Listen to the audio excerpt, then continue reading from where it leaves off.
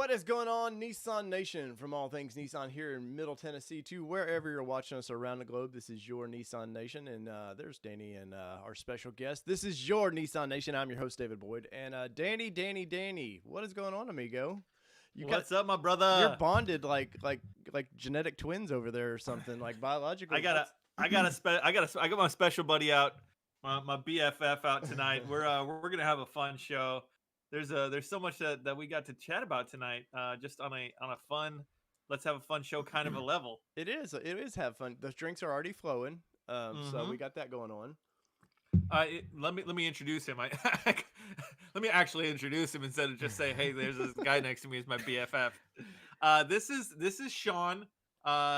You may have seen his truck in a lot of the Rogue Overland videos. We've been off road quite a few times with him. He has a really nice built FJ. I actually. It's a Toyota, but it's built so well that we're letting it slide for the show. Yes. He was the guy that I rode with when I went on the last Rogue Overland trip. You may have seen some pictures with that and whatnot, but he's taking the thing all over the place.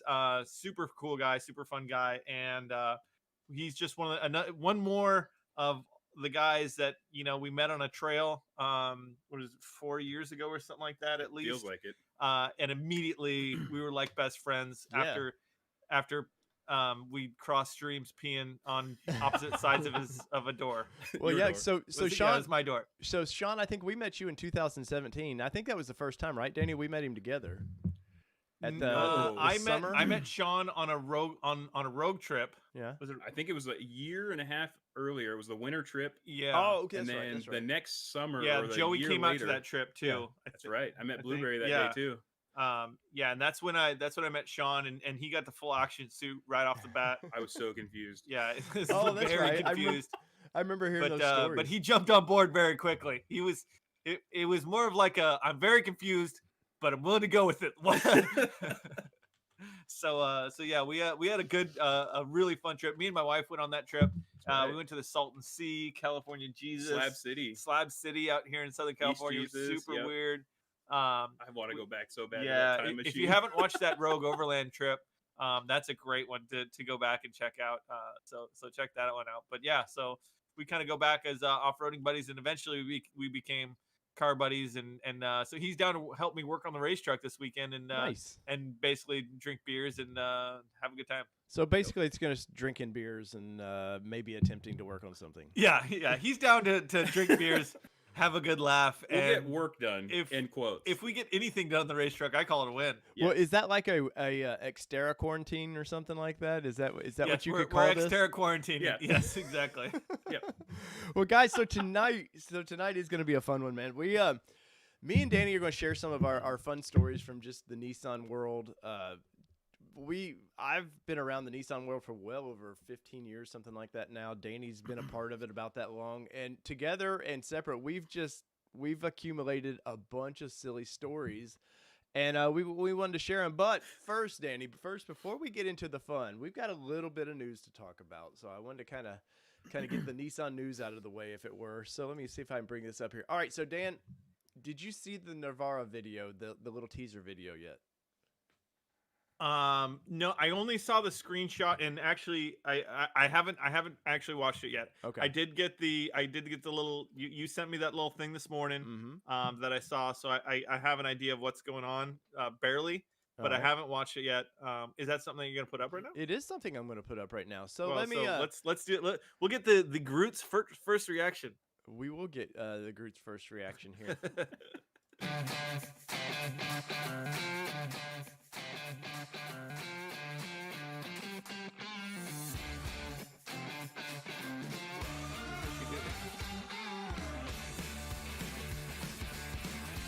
like 20 seconds behind.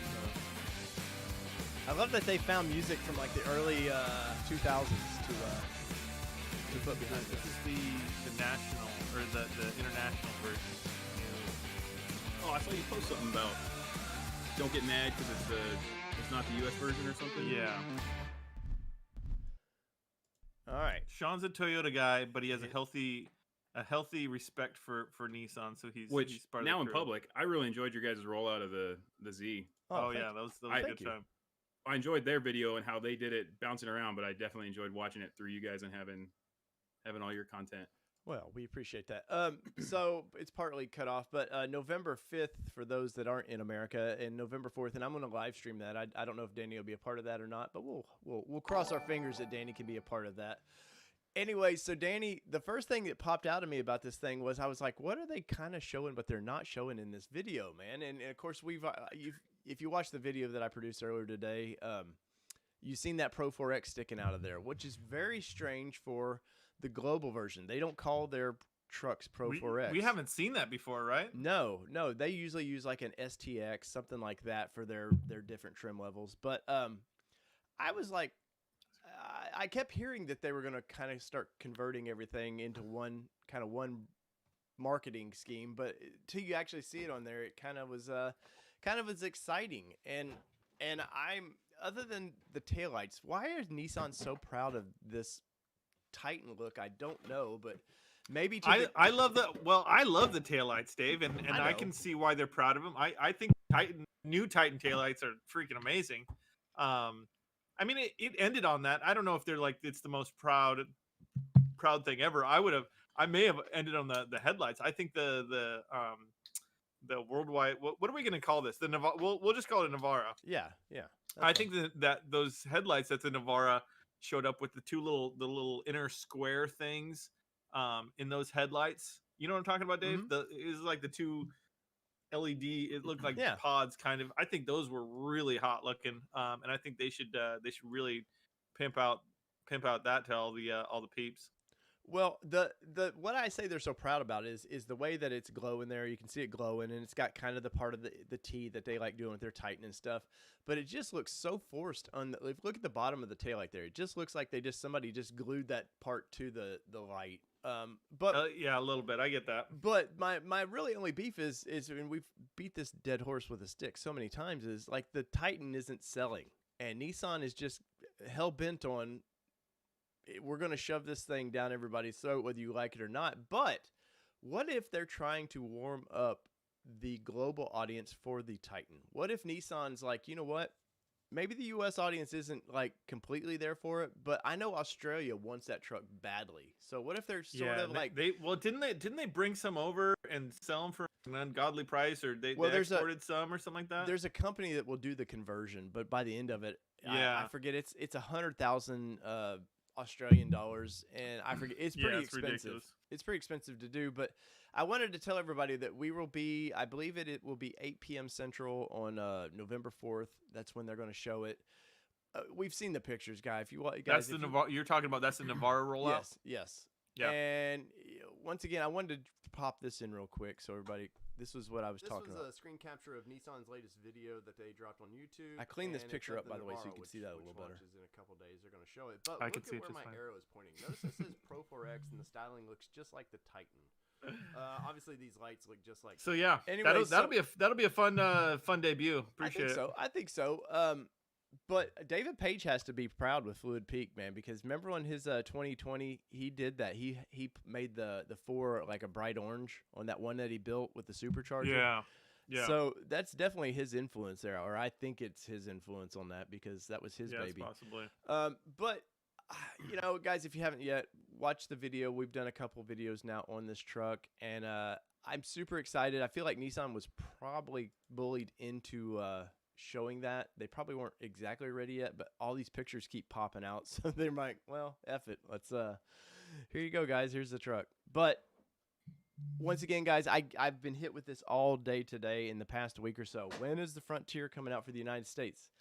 Guys, as soon as we know, trust me, you're going to know, and I'm just as excited as you are to show that truck and talk about it. What's up, Ricky Bobby Fast? Thank you for that $40. Hey, dang, Ricky Bobby, whoa. my boy, dude.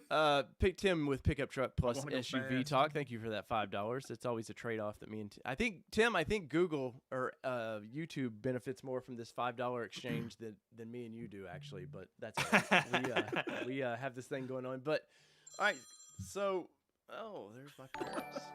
Danny, run with this show just a minute. I got to take this phone call. Oh yeah, for sure. So one of the things that we're gonna do tonight, and because Dave's in charge of all all the clicks on the switches and whatnot.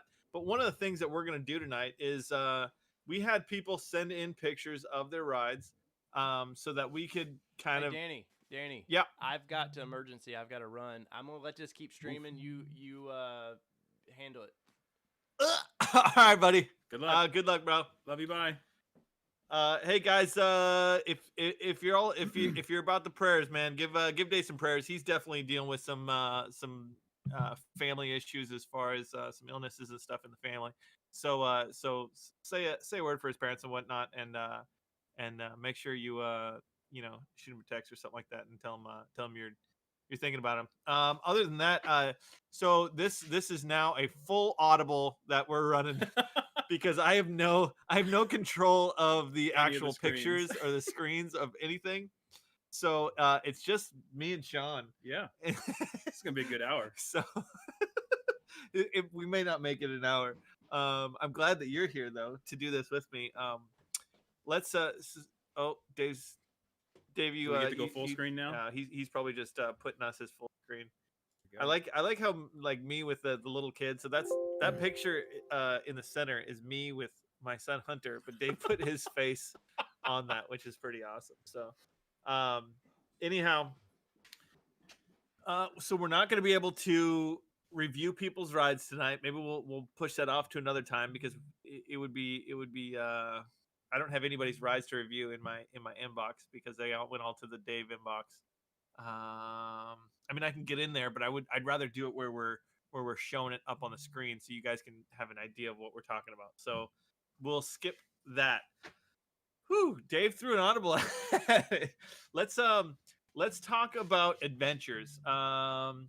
Obviously, Sean just recently went on an adventure with the Rogue Overland crew. So Correct. maybe we can kind of do a little recap, and I'll just interview you Sure. on that trip. I'm game. And we can talk about, because I mean, you went out to Colorado with the Rogue guys. Yep. And Chris Meisner from Niztec Good took dude. you guys out, and He like gave us the grand tour of Colorado. showed you the ropes. He's been trying to get me out to do a big off-road trail run. Basically go show me all the trails in Colorado, because He missed out. he grew up going on like the gnarliest trails out there, and he knows all of them. Yeah. He So definitely did. what laid out the let's carpet for let's us. start at the beginning. So you guys get out there, and there's a bunch of sub stories in this, but let's start with a general overview of kind of what the trip was. Did you guys go straight out to Colorado for So this trip? we bombed it to Utah, stayed the night somewhere, forget where, straight off the freeway, got back on the road the next morning, and then made it to basically the base of Chinaman's Loop. Okay. Vaguely, I'm terrible with names. I got all the maps laid out, but we ended up camping the first night with Chris at Chinaman's Loop, and this is obviously during half of the quarantine, and because everything else is on fire, all fire restriction. Yeah, and I've heard stories of Chinaman's of just a wild trail to hit. So I'm you guys definitely started glad that I out. didn't walk it at the start. So you guys started on Chinaman's. Started on Chinaman's, and I was like, most of the time, California trails, Nevada trails, like they'll like to flirt with you a little bit before they just jump in full bore. Yeah. So I made what I call jet fuel coffee, which is basically 6 cups of espresso, no water, in my little mocha pot. And so by the time we hit the first obstacle, about 19 feet into the trail, I was already shaking from that. And then driving a manual, I think I took like 6 stalls on the first obstacle. Nice. So Chinaman's is, I mean, and well, let's just kind of break down the trail for us. Is it, I mean, is it just, is it, well, Most of the trails are out and back or you loops. ran, Rubicon? Did you run Rubicon? I have with not those run guys? Rubicon Okay. yet. Because I feel like Rubicon would be very similar to some of the. To me, from the stuff out pictures that there. I've seen from their 2 times they've done it, a lot of big boulder stuff. it reminded me of that on the buggy lines, because you start 2 different ways. You can go the normal way, which basically starts at a mini wall, and a full wall, which is, to me, looks like you need a helicopter to get up. Gotcha. Nice. Like, we ended up going up to the parking lot at the top where the buggy line comes in at, and I was blown away that you actually get up that. Right. There's like 6 winch anchors in sheer into the rock, and like 2 of the rocks that had them on there are on So the it's a ground total- that got pulled off. Total gatekeeper status. Like the gatekeeper on that section of it is 100% worth at least looking at Google on what the picture looks like. Right. And so Chris has his. Did he have his Xterra or did he have his Toyota? He had his Xterra. He showed the pictures of the Toyota, and I said I would like to get in line that if you ever sold the Toyota. Now, granted, his Xterra makes me want to go 37. Yeah, he's got 37s on his Xterra. does It's so geared. good. It's a really well built truck. And he wheels it Um, so well. He's been beating on that thing for a long time now. He knows what he's doing out there for sure. It was definitely a pleasure to be able to jump in with those guys. And then Nick both had their solid axle. So only Sabachi showed up. So Savachi had his solid axle. Schulte was still on lockdown. Okay. So Savachi had his yellow first gen solid axle. which that's a just very wheels. capable. I think that was his very- first with the new Curry anti-rock in the rear that him and Schulte are both running now. Nice. So, how many times did you winch? I winch 0. Nice. I had PPG. Feel terrible that I'm screwing up his name.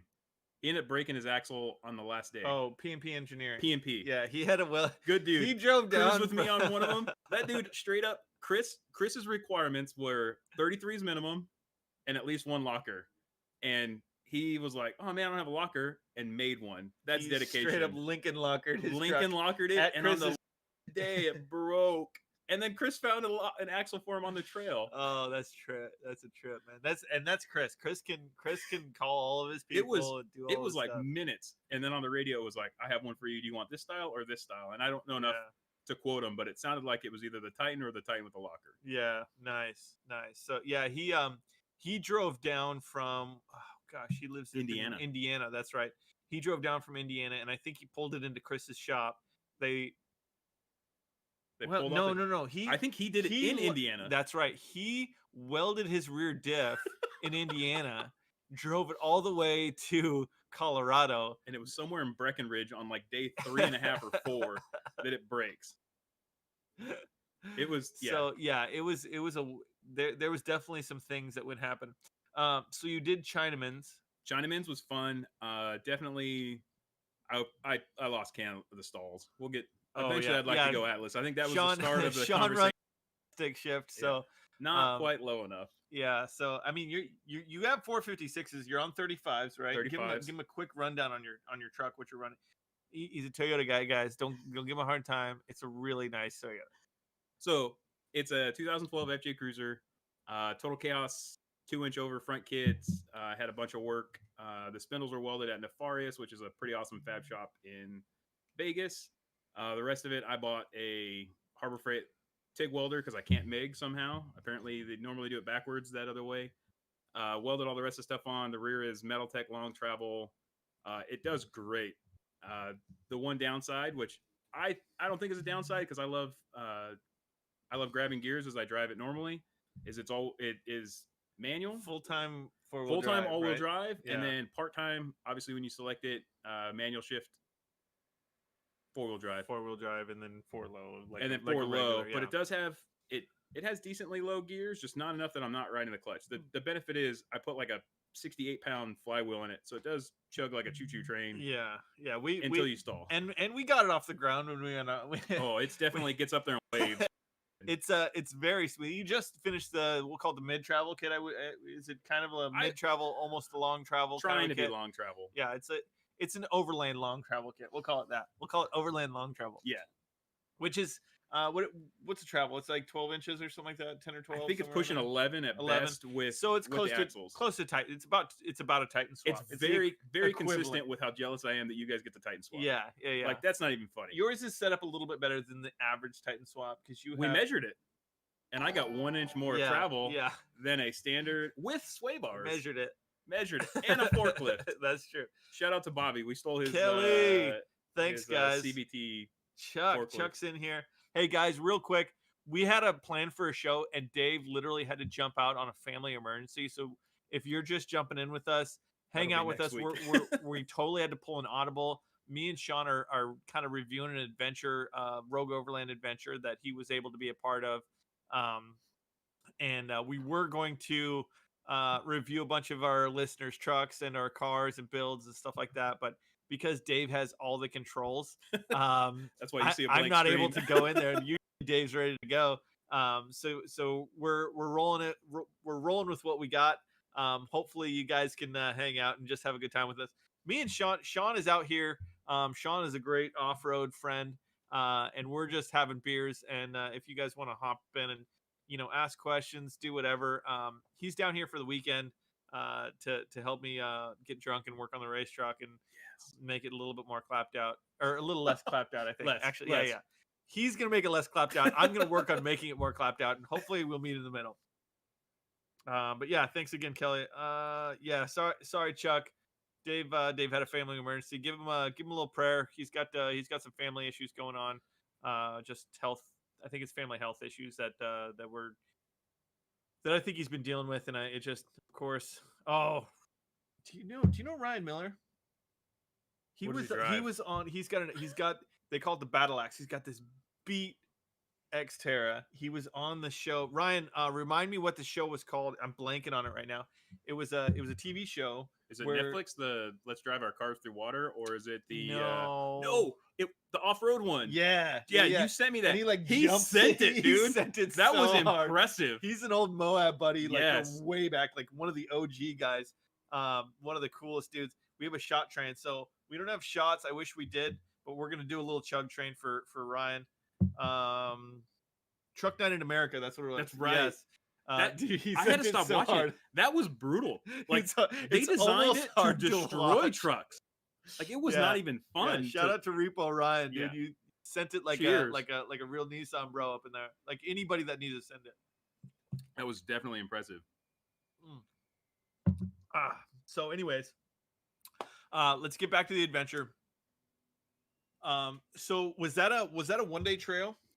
So this was like a week-long adventure. So on like Chinaman's Loop, there's a bunch of different trails that you go on. Is that Sorry, 'cause I'm Chinaman's very Loop- unfamiliar. Most, like 99% of Colorado's trails are out and backs or out with a small loop, and then you come back to a general area, and then you come back down, which I liked because once you got to see the obstacle coming up, you got to know that you had to go down it, Nice. which generally at least let me size up what we're coming down. But obstacles look a world different when you're going back down them, because some of the stuff that for we're sure. climbing, I want to say Chris posted a picture and someone was like, oh man, how did that Toyota do? And he was like, and I'll give like 99.99% of credit for Chris and his ability to spot. Oh man, Like, he got me through the trifecta: Poison Spider, Gold Bar Rim, and We'll get to that. Yeah. I just ran that. Yeah, you. Love it. That's right. You just ran Love that it. out in Moab. It's one of the most, in my opinion, it's one of the most epic, scenic, Oh, the views for days. amazing climbs. But if you don't have a good spotter, you can get into trouble really fast. Yes. And you can get hemmed up and you could break a lot of stuff. And Chris ran me through that trail. It was about 5 of us, and that was one of the most epic off-road. I feel like that was the last big epic trails that I did, and I almost don't want to go do something that epic because I'm scared that I'm never going to top it. You know what I'm saying? Like, it was one of the most epic days of wheeling that I've ever been on. And Chris he walked us all up everything. Oh, He's This trip alone, I was committed to at least getting some body damage. I had reconciled that like it might happen, and at least these are these are trails worthy of it. That I was like, I don't really want to, but if it happened, I was okay with it. Even if it was a rear taillight. The rear. So I had just replaced the rear taillight. I did. Finally, God, this guy had a was it a duct tape? We ended up. I ran some. I keep wanting to say Cleghorn, but to me it's Cleghorn because I grew up playing in Cleghorn, but it's Logandale, which is okay. all this just north of Vegas.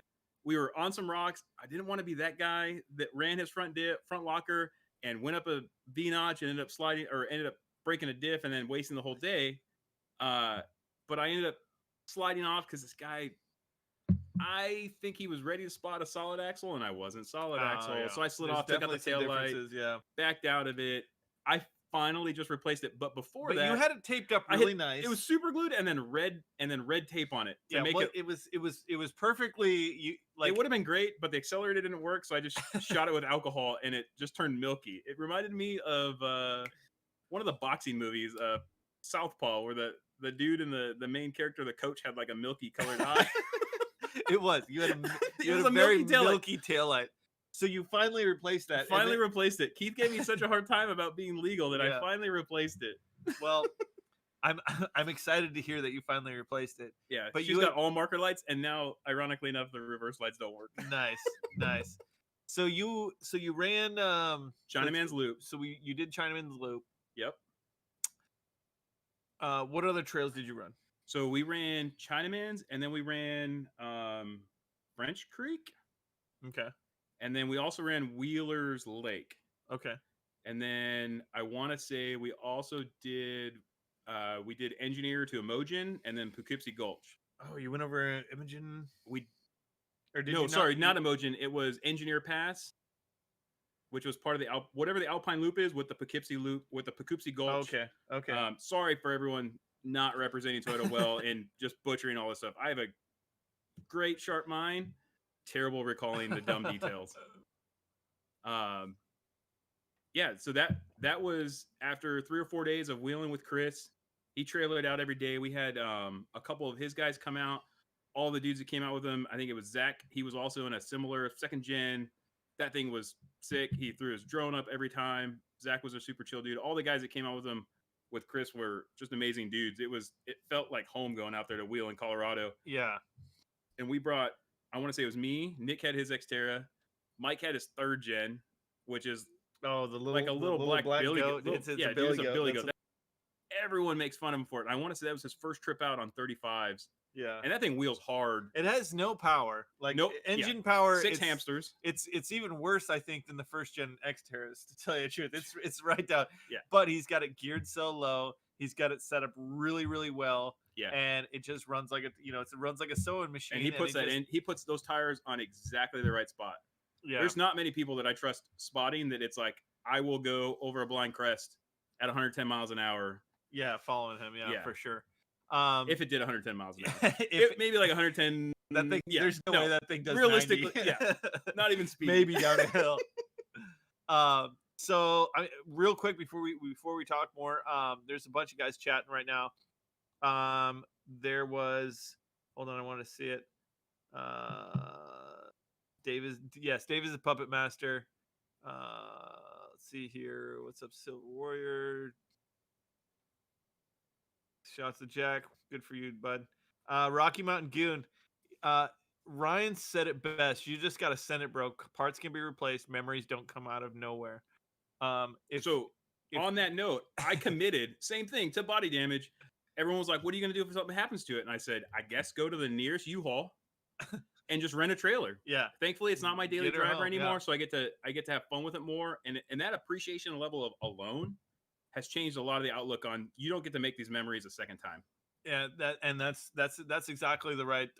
And yeah, I mean, if it's your daily driver and you have zero money in the bank, I guess it's a little bit different story. I did that for a little while. Make good choices, but yeah, no, that's my truck was a lease through like 75% of Yeah. of the hardest beating that I ever Yeah. did. But at the same time, like your truck is just something that's getting you to a better place of enjoyment, and it's just a thing. Whistling, if you guys don't follow Whistling Diesel, and I'm not saying you should do this, but Not- if you not if you quite don't that watch level. Whistling Diesel on YouTube, Yeah, it's like he says all of his stuff means nothing to him. this means nothing to me. That's not my perspective, but at the same time, it's nuts, bolts, aluminum, Yeah. and metal. And if that's what's most important to you, then you need to go find somebody else to wheel with because Yeah. the people and the stories. If I had broke on Gold Bar Rim or something like that, well, actually, some of the best stories that I've ever had Are broken. are going, and when somebody breaks and you gotta pull an audible, you gotta start thinking about the crazy stuff that you're gonna have to do. Oh, And so some of the best stories I've ever had in my life is when somebody broke something and you just figure it out. And that's the thing with good friends is, if you're gonna send it, just make sure you have good friends, right? Just make sure you have We literally fixed Ian's in the Ian's the truck parking lot of started Moab. losing its 4-wheel drive, and they freaking pulled it in, and there was about 4 guys, and ripped all the things apart. Yeah. And At Jaeger Overland, he literally posted the photo. We were on a trip with Nick and the rest of the guys at the start of quarantine, and we went through. I mean, it must have been some cow runoff. This stuff smelled terrible going through it. I went through slow, got stuck, had to get pulled out by Nick. There's a great video in his Tacoma because he had his kids, which is for sale. Buy it. It's a great Tacoma. If you who's? Savachi, his Takamo. Oh yeah, that yellow the road truck. Not gonna lie, if I definitely had 3 kids to pump around off Beautiful road, truck, yeah, great truck. Most of the stuff that they post online, definitely isn't worth the money. Nick, I was there with him half the time building it, and great truck.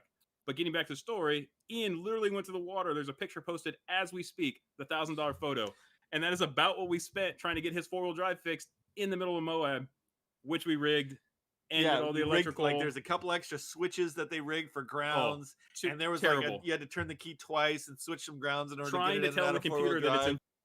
is the worst thing That's ever. That's Toyota life, boys. You don't have to understand that. You second gen guys get it though. Aren't you guys not like that? Shift? Not like not that. bad. Nothing. Do you not like have an what you- automatic disconnecting hub? No. We have a transfer case that turns on and off. Basically. No, dude, I envy that. Nothing like you envy guys. that. Ryan Miller just said, remember when we got stuck out in Windrock and we had to saw that tree down that was in the chain with that chain. So we're out in Windrock. We're going down this trail that we hadn't run before, right? And this is a day I wasn't driving my truck.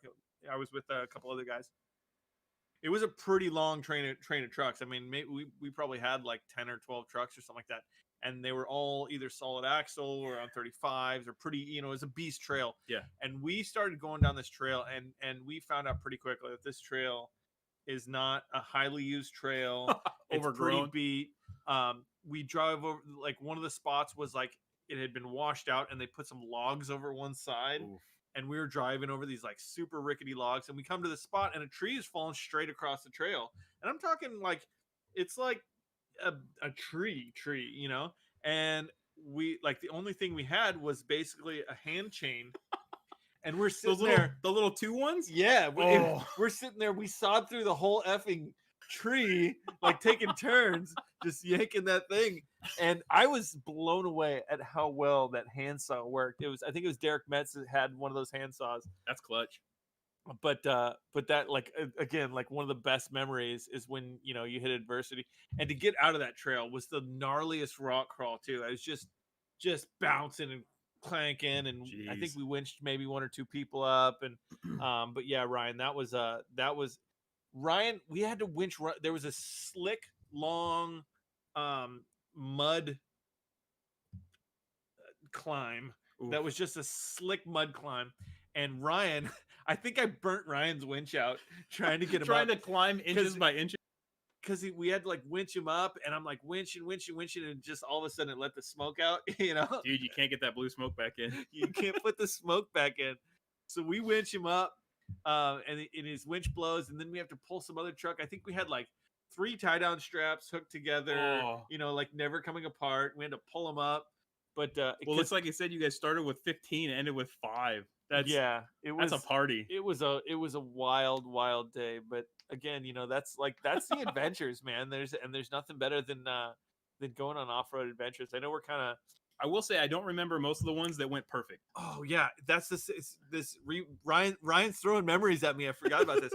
So our buddy Derek Metz, he's got an Xterra, right? Okay, we're going up this pretty gnarly climb, right? And he has this big skid plate, right, underneath the oil pan. Yep. Big old skid plate. The hole for the oil drain plug is about yay big. Yep. Somehow the edge of a rock goes in and blasts his oil plug out. Did it pop it off? It popped it off and dumped his oil all over the place. That trumps mine, because I found a 1-inch hole in my skid plate that a tree stump went in and peeled my radiator off. I thought I had it beat. That's impressive. It blew my mind. We changed his oil on the trail, and somehow I think we got like we like oversized bunged something. I don't even remember how we actually fixed it, but somebody had oil. Like we got enough oil. The only person I know that carries enough oil is Schulte, and that dude carries like 19 quarts of everything: coolant, transfer case, transmission, everything. Oh, that's He out of built a sweet little control. box. If you haven't seen it yet. Nice, nice. But yeah, like I think everybody like threw a couple things in, and and his truck when it dumped it all, his truck was like standing on end too. Oh. So we did an oil. That was like the gnarliest oil change I've ever done in my life because he dumped most of his oil out. That's, standing on it. Yeah, and it was at least a 45-degree angle, if not more. Well, the night before we ran, not to skip ahead to Moab, but the night before we ran Steelbender Okay. that has the drop. Yeah. I was like going back at every video, looking at all these pictures, and I was like, man, we're similar wheelbase. Okay, I'll look at Blueberry stuff, which his truck wheels like crazy. And the only dude I've ever known to run Black Bear Pass partially backwards until we got yelled at by a couple of times. But his bounce, like I was freaking out. Apparently I ran it good. The only person to beat that though is Johan. Yeah, he had a good bounce. Johan had a good bounce. His bounce was very similar to Joey's. But that was scary. Yeah. But also felt controlled. Yeah, it's a very interesting obstacle because you drop down and you're, depending on how fast you go and your pedal control, your back end can pop up pretty good. Especially on the short bounced and wheelbase tried trucks. to turn. Yeah. I'm glad I didn't run a strap. So it Well, I looked think cooler that- on pictures, but like part of me was pretty committed to wanting to have something holding that back bumper. But yeah, one of the big things with Steelbenders, it's about a 6-foot drop or 5-foot drop, and when you come down it, the thing that you don't quite see in all the videos, you don't get to stop. Well, and on the right side, Oh. there's like it drops off. The right hand That's the side, thing do you not never go see. passenger. Yeah, if you were to slide to the right, you could drop off like a good 30 feet or just you're wrecked. So there's like this little thing in the back of your mind, and it's all it's all loose rock that you're dropping into. So no matter how many times you've done it or something like that, there's just that thing where you're like, this is a little sketchy still. And So- everyone watches the first drop. There's a second one that is like slightly as sketchy, like at least 80% as sketchy, 10 yards down the trail. I don't remember that one. It's another drop that everyone's like, oh, it's cool, dude. You already did this crazy one. To me, it was sketchier because your wheels got down into it, so you were riding skid plate down. And at that point, it's whatever direction it wants to take you while you turtle down it. Yeah. Ryan said that trail that we did out in Windrock was a 3.5 mile trail. And it took us 10 hours. Dude, I got to go back and look at. I actually mapped. I'll have to find the picture for you. I mapped my heart rate versus the GPS location, and you can look at the trails when you pull the GPS, and it's like this is a sketchy spot, 10 out of 10 climb or something like that. Nice. I feel it, man. And it didn't help again having the coffee at the start of the trail. So I finally by day 2 realized like, okay, we're gonna have mostly water in this coffee. Yeah, for sure. No, I can understand for sure. So hey guys, we're not gonna run this too far. We, like I said earlier, we kind of pulled an audible here. We could chat about adventures probably for the next 15 hours, but because we weren't prepared for the quick Dave jump out, we're probably gonna cut it a little bit short. Any other? I mean, you want to talk about any other adventure parts or? So I'm pretty excited about the trip we did together. Right, in public, it's great. I enjoyed it in private, having you go on the trail. But in public, what it was trip?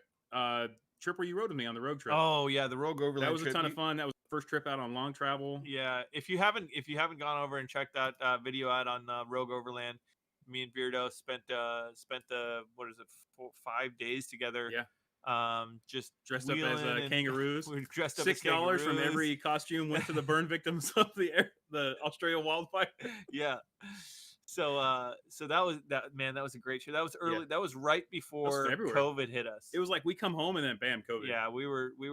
Well, I don't even know if we were I think was we were still- unsure if we were It allowed was still to go and overseas. stuff. Yeah. It had not made it to America. Yeah. Well, it hadn't made it to America in public. It was the last big trip before COVID that I Yeah. was able to go on. I don't think I've gone on anything amazing since then. And then we did Colorado with Chris, which again, thanks to Chris. Not only Well, let's if I give a did, shout out to Chris because the reason why so many people love Niztec and swear by Niztec is because Chris literally takes all the stuff that he sells and he beats the living piss out of it. He's been wheeling in Colorado and Which are serious Utah trails. and this guy's wheeled everywhere. And not just, I mean, he's wheeled Toyotas, Nissans, you name it, he's taken it out. And he's been doing it since he was like 16. And so he has a very, very strong working knowledge of what works, what Yeah. doesn't, why you shouldn't run that longer shock, because you're just going to break stuff.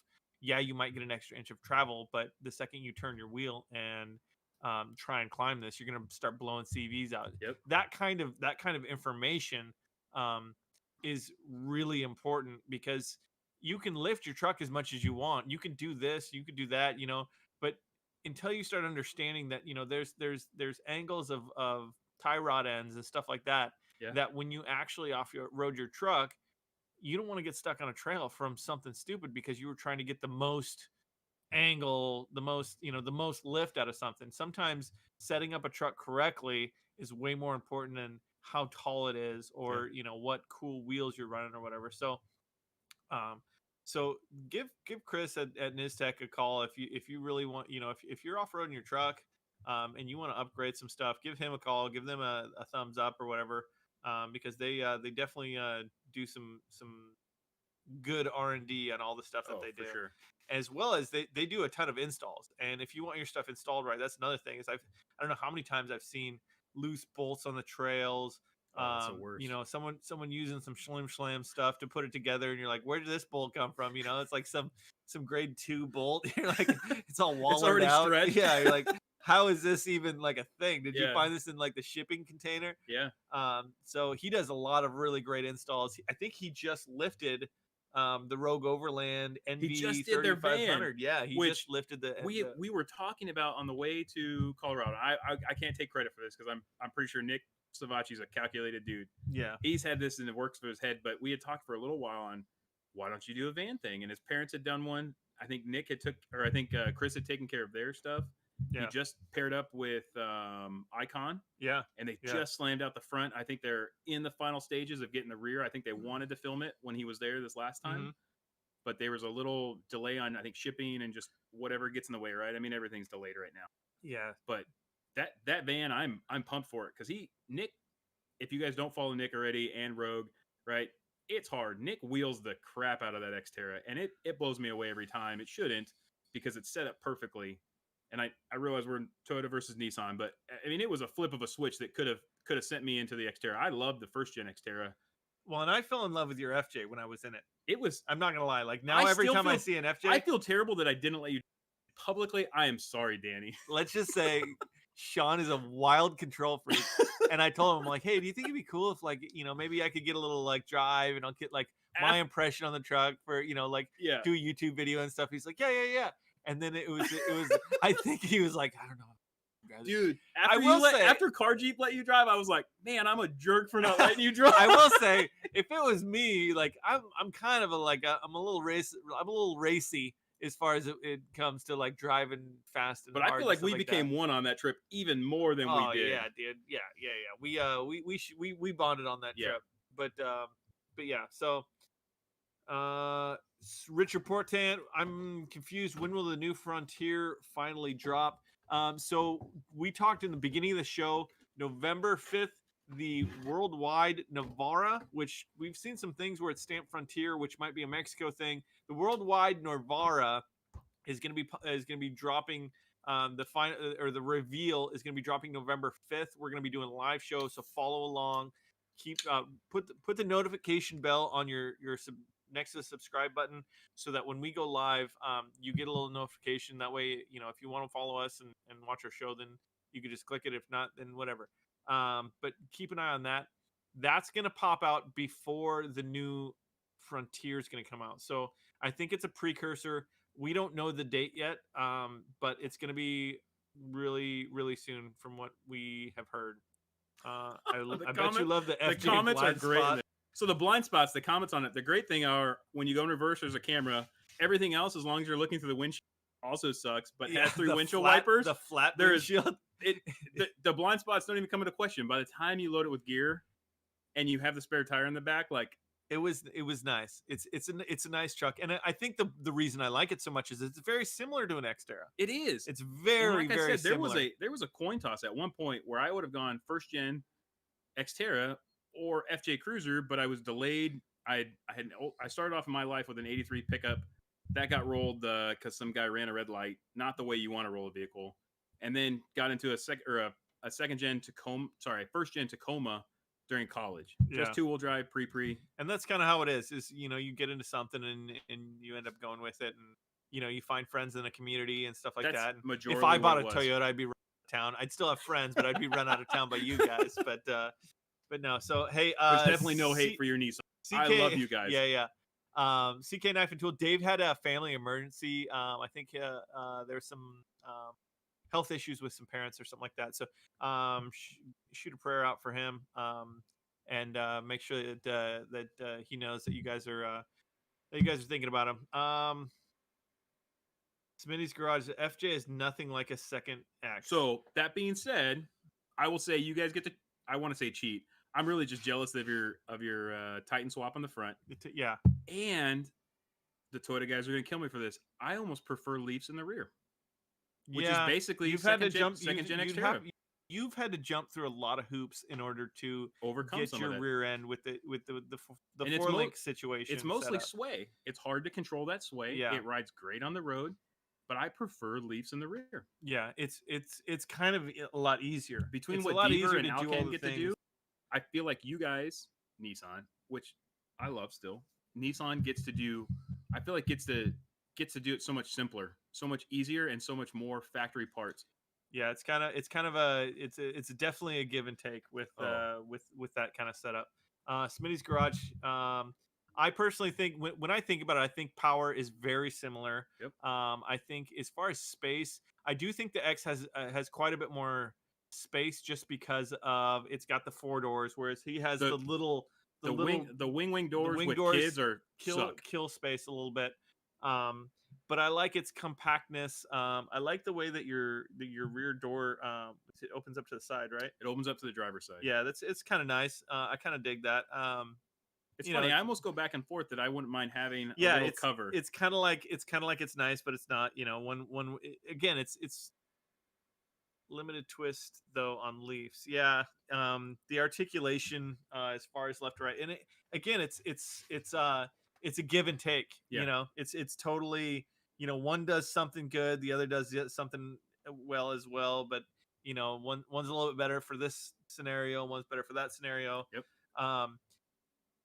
Do you have any axle wrap issues with a 4-link? The 4-link, I have not changed the pinion angle. I do have adjustable 4-link, except for the panhard. I did adjust that up to lower the roll center, which is probably more key than anything else. But lengthening the arms, the pinion set, it doesn't move through the whole travel within as much as I will say Leafs would. Yeah.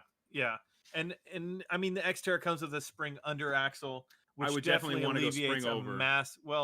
I'd want to go spring over. I would not, because Really? I'm a desert guy. Because Well, the second you the go spring fast, over, the go fast for the sure. second you go spring over and you're doing some go fast stuff, I've seen so much axle wrap from spring over that So, it really that alone, and I felt it personally. In I the do dirt, and enjoy I'm that like, with the "Eesh." 4-link. That definitely is what, because we on the road trip we definitely got to test out the new front end. Yeah. I think what we both learned that trip is we need bypasses in the front. Those Yeah, will come. you need it. You need some and adjustment. some bumps in the rear. Yeah, and some bumps. Yeah, Maybe for sure. bypasses in the rear. We'll see how long it takes to go from the gap. We can spend money yeah. on theoretical money is always easy to spend. The primary money right now is going on the Atlas. I want to not pee my pants going up the Hells because I chickened out on Escalator and Hell's Revenge. Yeah. Driving manual again, just game changer. You did go up Hells? I didn't. Yeah. I haven't done Diesel. Everything else. Your truck totally. on Hells and my truck on Hells. My truck, even on 33s on Hells, either way, 35, 33. Yeah. My truck is so much easier on Hells compared to the short wheelbase trucks. 100%. It's night and day. In the back of my head, I think. And you're talking about the gate, Hell's Revenge gate. Yeah, sorry, Hell's Gate and the Escalator. And I noped the heck out of tip over challenge. Escalator and the No. tip. Oh, you. It took Ian in a full length Tacoma was like, "Hey guys, do you want to do this?" And then after Jeff, I love Jeff. Jeff's a good dude. Jeff wheels the heck out of his Jeep. Open front and rear. And we did winch him up. Johan and I winched him up. It was an oiling issue. He was doing great. Jeff does great. Jeff wheels great. Ian was like, "We're gonna run this," and that commitment alone got Nick and Mike to jump in to run Escalator. but they all walked up Yeah, gate. The gate, the problem with my perspective was not having a low enough gear and stick shift. and manual. Yeah. So I caveat I all could of this with definitely saying I see drive stick, and there are certain sketchy stick limitations. shift scenarios Yeah. going up Hell's Gate. You'd have to stay basically crawling. If you and he's been talking about Atlas a lot lately. We'll see. We'll leave that to Well, it's on order. okay. It's all right. 100% on order. And in the Nissan community, I'm curious from you guys, what gear ratio would you run? So I want to say I'm torn between 3.8 so 4-speed at the end of the day. 272 is going to be the doubler. Now it's in the second case. So should I go 3.8, which is what they say and everyone else says, or 4.3? I know lower's better, and I'd love to use the gears. Atlas's concern is overspeeding in neutral. It's so low. Gear. So much gear. Is it worth having 2 extra gears that I won't use? You'll be crawling slower than a snail. You'll never get anywhere. Which at a certain point, Mike's also double gearboxed, so there might be benefits to be slower than him. Yeah. But I will at least attempt to try it if I go back with an Atlas. Yeah. Which to the rest of the community, I think it's awesome that their stick's still out there being wheeled. Don't ever feel bad. Just wear it with pride. And if someone wants to make fun of you, then great. Yeah. They can have their great Ryan's time. Truck, the Ryan's Extra, the one that he's a stick shift guy. And shout out. Man, dude, I always hat tip that guy because he it's just one more thing that you can either get wrong or you're sitting there smoking a clutch because you're teetering on the edge of something and you're trying to popping it and bouncing it, and there's a lot of work and mindfulness that goes on. Keep in mind, for every one awesome shot that the Knicks get with Rogue Overland, there's like 10 stalls that occur. Yeah. And it's a great time, but don't ever feel bad about it. Wheel them. That's how the old school dudes used to do it. That's all they had the option of. And gears when you can. So Atlas is on order. 10 weeks out, we'll rip out the transfer case over Christmas break and rebuild the transmission because it's finally time. Do you have the clutch cancel switch like we do? Yes. Yes. Do? Okay. They have. That has been instrumental on a number of occasions, which I'm excited with Atlas to be able to use on a steeper incline.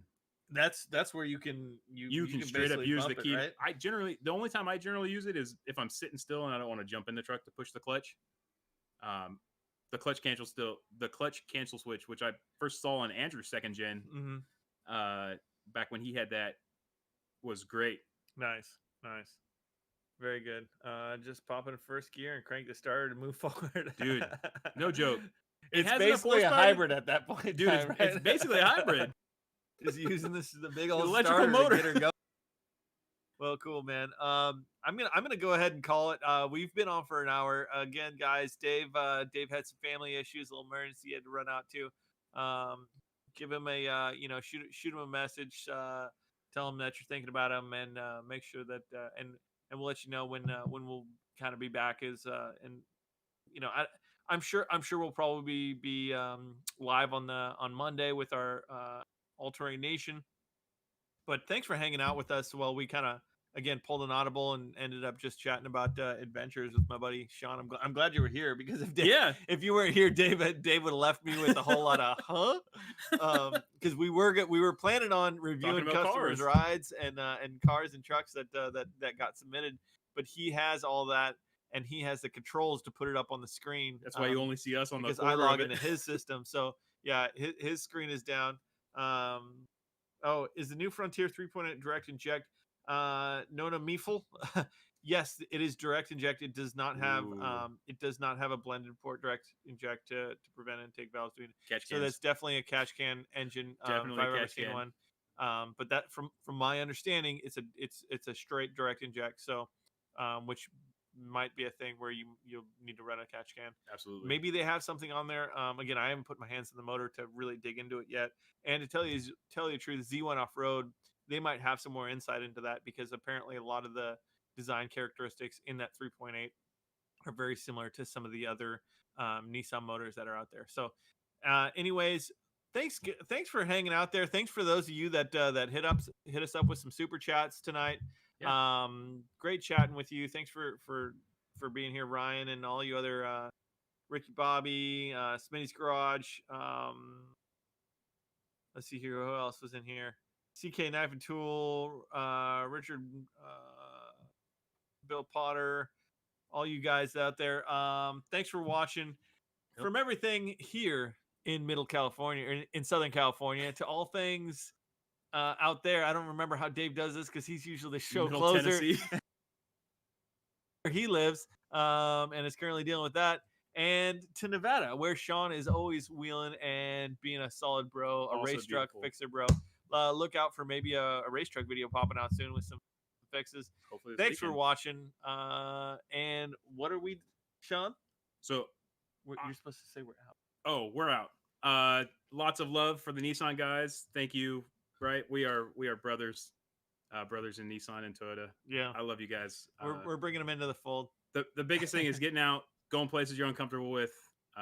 Also, again, if you're a Nissan guy and you're not checking out Chris, definitely that's a shame. Go check out Chris. Chris is a great dude. Nistech. Yep. Short of Nistech alone, great dude. And then if you're really bored, also Rogue Overland puts out some phenomenal content. I feel like it's underrated. We definitely go out and do a bunch of stuff. Mm-hmm. Get a bunch of different places. I've met all of my current best friends in that place, Groot included. Yeah, that's true. That's and true. It's not just a single person; it's a family affair, right? And it's because we're getting out and doing adventures together. Now we have so many stories Oh. of just so much fun. So they do some yearly trips. Keep an eye on them. You might be able to sneak onto one Yep. and come out and just hang out with us. I've never been on a trip where I didn't come back and just say, wow, that was one of the coolest Yep. things I've ever done in my life. So do that. Look, Dave's popping in real quick. It sounds like Kelly's coming up to shut this thing down. FJ's wave at me more than X owners. Smitty Garage. Yes. I will say that most of the FJ guys I've met have been really cool Toyota guys. So to me, Nissan and Tacoma Toyota are the same, right? They're both out of the same Tacoma country. guys. Oh, come on. No, Those just guys like- do great. And the third gens are totally underrated. Yeah, That's like a first gen Xterra at best. the third gen Tacomas. Sorry, the third gen and second gen. Sorry, the second gen Tacoma is like your guys' first gen with the same swing set style steering. Oh, Super yeah, underpowered. yeah. Granted, everything is underpowered until you Just get into the old Titan trucks. and the. For sure. All right, guys, we appreciate you hanging out. Sounds like Kelly's coming in. There's Kelly coming in to shut things down. Oh, hold on, Dave's on the phone here. So while Groot's busy, thanks Hold on everybody a for second. coming out. All right, Dave, you're on speaker here. Hey Dan, sorry everybody. Sorry we had an emergency. My father has the thing that we won't mention and had to go off in an ambulance tonight. So I apologize on my half for having to leave like that. But Dan, are y'all at a good spot? Kelly's Yep. near the. Yep, we pushed it to the end, and Kelly, if you're listening, we're good to go. Let's close this thing out. Thanks for watching, everybody. guys. It's been great. And again, we're praying for your family, Dave. We said it a couple times. A lot of guys wish you the best, and hopefully we'll get through this to the other end. Yep. Thanks everybody for the impromptu show. All right, guys. Kelly, thanks for hopping in.